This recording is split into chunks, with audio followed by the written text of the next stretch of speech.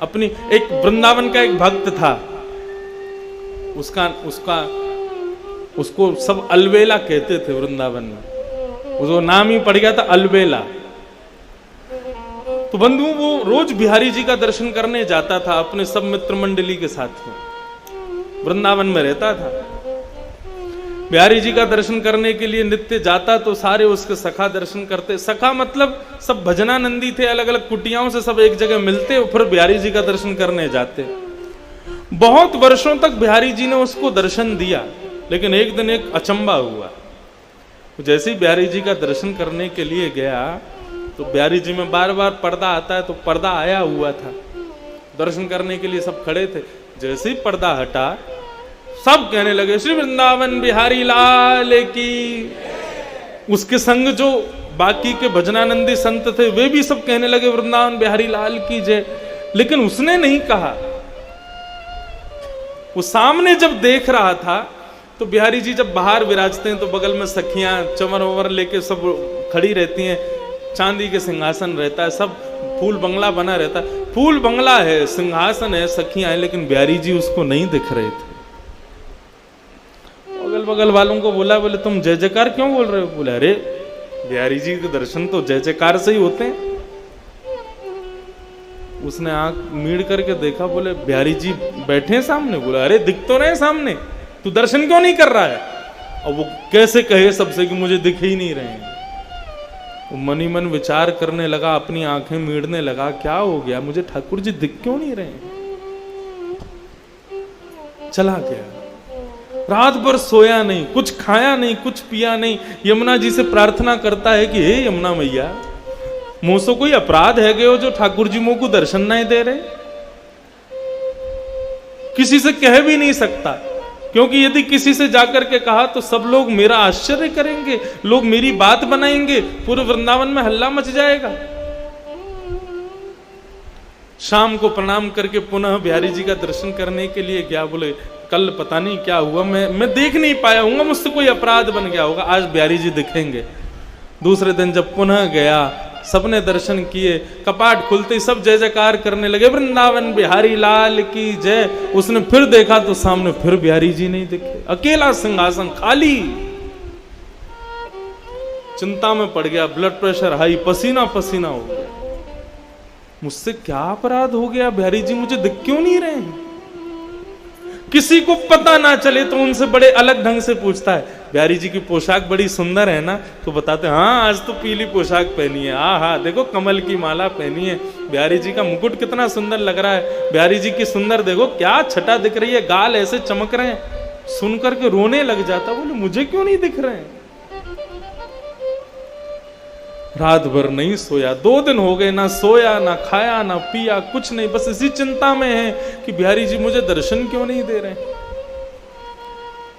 तीसरे दिन सुबह वृंदावन परिक्रमा लगा करके आया, यमुना स्नान किया, ब्रजवासियों को प्रणाम करने लगा। अरे कोई अपराध हो गया हो तो हे बिहारी जी क्षमा करना।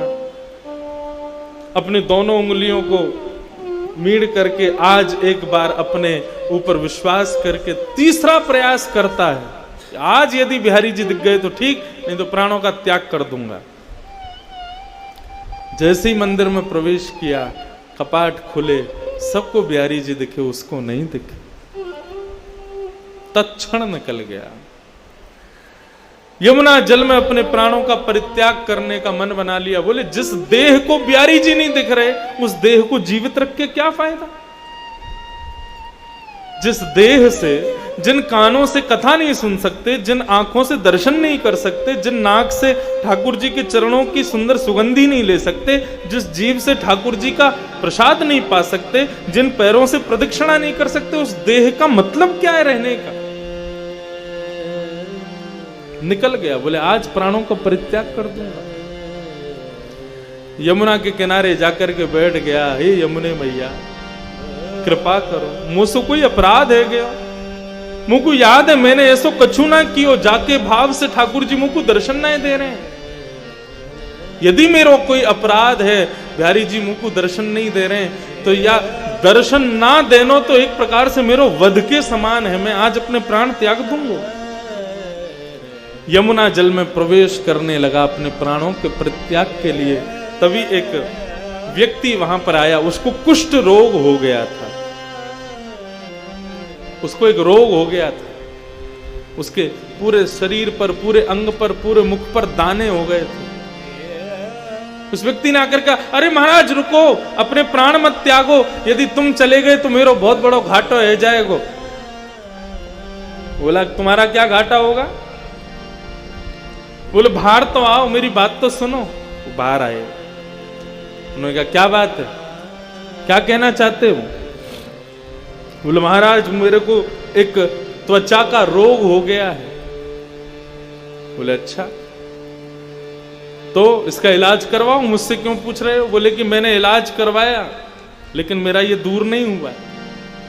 मैं वृंदावन आकर के रहने लगा, तभी एक संत ने मुझसे कहा कि भैया यदि तुमको अपना कुष्ठ रोग दूर करना है तो मैंने स्वप्न में तुमको देखा था, और स्वप्न में बिहारी जी ने मुझे प्रेरणा दी कि यदि मेरा भक्त अलबेला इसको कह दे, इसकी गुहार मुझसे लगा दे कि हे बिहारी जी इसका कुष्ठ रोग ठीक कर दो, तो ये ठीक हो जाएगा।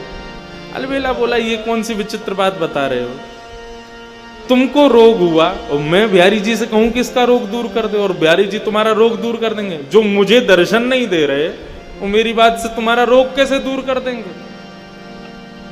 बोले आपका क्या लग जाएगा, आपको केवल इतना ही तो कहना है बिहारी जी इसको ठीक कर दो, मैं ठीक हो जाऊंगा तो सब ठीक हो जाएगा, आप फिर जो चाहो वो कर लेना, इतना कहना ही तो है।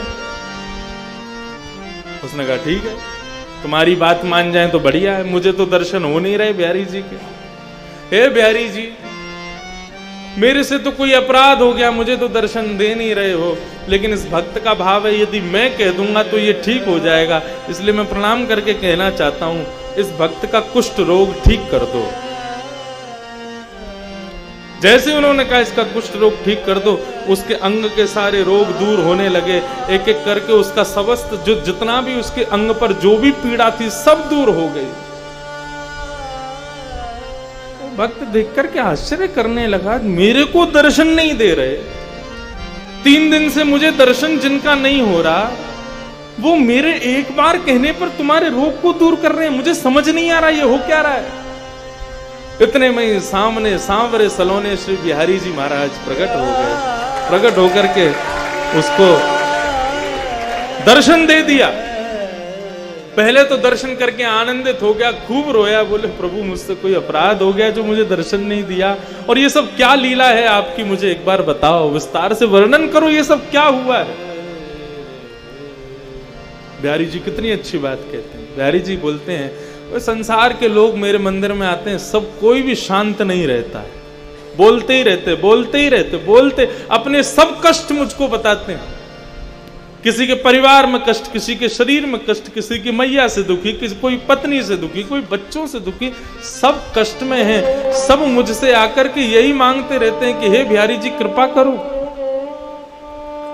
लेकिन आज तक तूने मुझसे आकर के कुछ नहीं कहा, तू सदा सर्वदा शांत रहा, तूने आज तक मुझसे कुछ नहीं मांगा, एक शब्द नहीं मांगा, तू जब भी मंदिर में आता है शांत भाव से खड़ा रहता है, मेरा दर्शन करके चला जाता है, कभी मुझसे कुछ मांगता नहीं। तो लोगों के मांगने से मेरे अंदर ऐसा भाव प्रकट हो गया, मैं केवल देना ही जानता हूं, उसके अलावा मेरे पास कुछ नहीं है। लेकिन अलवेला मेरे से आकर के कभी कुछ नहीं मांगता है, तो जो मुझसे कुछ नहीं मांगता ऐसे व्यक्ति को मैं दर्शन कैसे दूं? वो मुझसे कभी कुछ मांगता ही नहीं है, उसको दर्शन देने का तो मुझे अधिकार ही नहीं है, मुझे स्वयं पर एक ऋण जैसा लगता है तू कुछ मांगता नहीं है तो, क्योंकि संसार के लोग मांगते हैं, तू नहीं मांगता ना, इसलिए मुझे ऋण लगता है, ऐसा लगता है मुझ पर लोन चढ़ा दिया तूने, इसलिए उस ऋण से उऋण होना चाह रहा था मैं, इसलिए 3 दिन से भाग रहा था। ऋण मांगने वाले जब आते हैं तो ऋण देने वाला भाग जाता है, ऐसे ही तू रोज आता था तो मैं रोज चला जाता था कि इसका ऋण मुझ पर चढ़ा है, मैं कैसे दूर करूं उस ऋण को। लेकिन आज मैंने एक लीला करवाई, तू 3 दिन से रो रहा था मुझे दर्शन दो दर्शन दो, मैंने कि पहले तेरा ऋण चुकता होगा तभी तुझको दर्शन दूंगा। तो मैंने ऐसी योजना बनाई कि तेरे द्वारा कुछ तो मांगा जाए, तो इस कुष्ठ रोगी का कुष्ठ रोग दूर करने का भाव तूने मुझसे मांगा, तेरा ऋण उतर गया, मैंने तुझको दर्शन दे दिया। इसका मतलब दो भाव में है। इसका मतलब ये मत समझना कि बिहारी जी से तो हम कुछ मांगेंगे नहीं तो बिहारी जी अदृश्य हो जाएंगे, नहीं। अरे विचार करो, बिहारी जी के सामने जाकर के केवल शांत रहोगे, कुछ कहोगे नहीं, केवल बिहारी जी का दर्शन करोगे, अपने मनोभाव कुछ नहीं व्यक्त करोगे। शांत व्यक्ति ठाकुर जी को अति प्रिय है।